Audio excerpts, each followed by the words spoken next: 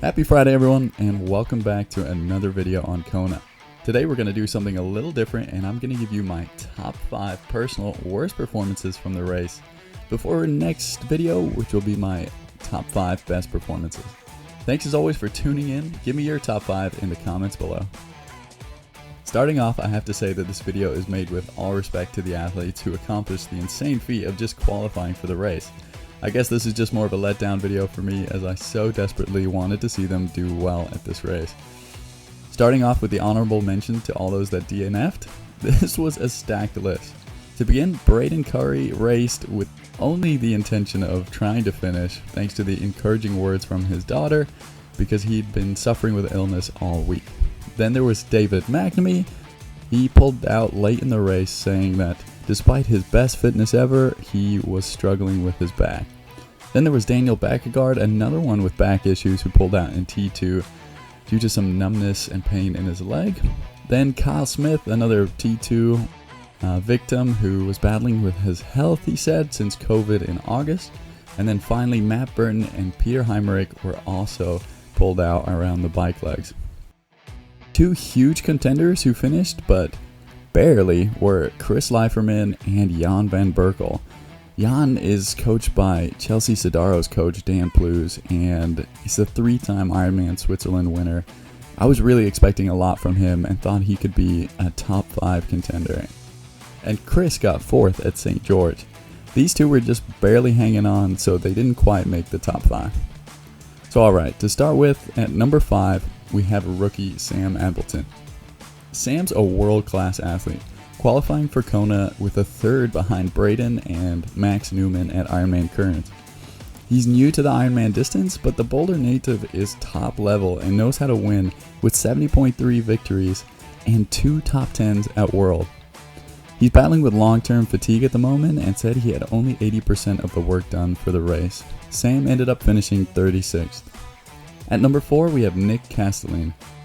Often known as Jan Frodeno's old training partner, Nick was in fine form, and having raced here before, he had the experience. Winning Ironman Victoria a few months back had his confidence high as well, as he mentioned in an interview on the How They Train podcast. His 40th place and 8:54 was well below what he expected from a great front pack swimmer. At number 3, we've got Colin Chartier, one of Michael Eden's athletes who was hyped up by many, including me and his training partner Lionel Sanders, to have one of the best chances at Kona for an upset. Unfortunately, this rookie found out about the legend of the island and said he just felt like crap all day. Colin finished 35th despite a good front pack swim. I wonder if it was the same conclusion as Lionel. Was it just too much training and racing for this heat master to manage? Thankfully, we know this man is one for the future. At number 2, we have Ben Hoffman, the 5-time top 10 and once runner-up on the island. With all his experience and all of his cards in for this race, I expected much more. Back in the early stages of the year, we saw that Ben can handle the heat, running a 2:40 in Texas for the win. And after a disappointing first World Champs in St. George, it seemed like he would have had plenty of time to prepare perfectly for at least a competitive top 10 in Kona. It wasn't to be with stomach issues on the bike and then later on the run. Hopefully we can see him at least one more time for a dream race in Kona for the veteran competitor. Lastly, at number 1, you guessed it, we've got Lionel Sanders, who made us all wait anxiously to see what happened to him on race day. His Kona vlog series had us increasingly excited as the days went on, as he seemed to get in a great headspace and he truly looked excited and ready to race. Under Mikkel's guidance, the trio of Colin, Lionel, and Rudy von Berg looked acclimatized and dialed in to compete, but all seriously struggled on the island. No one would have guessed that Rudy would have had the best result of the 3.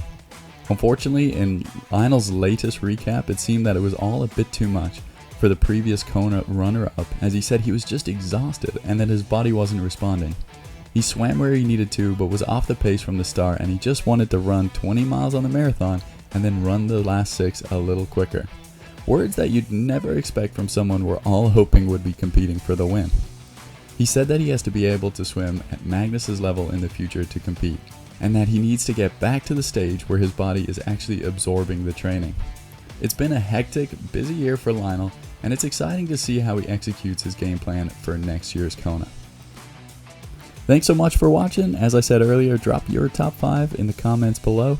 Thanks so much for supporting the channel. We're growing like crazy, and I hope to do this full time and be on the ground in Kona next year. So if you can, share, like, subscribe, do all the things. Thank you so much.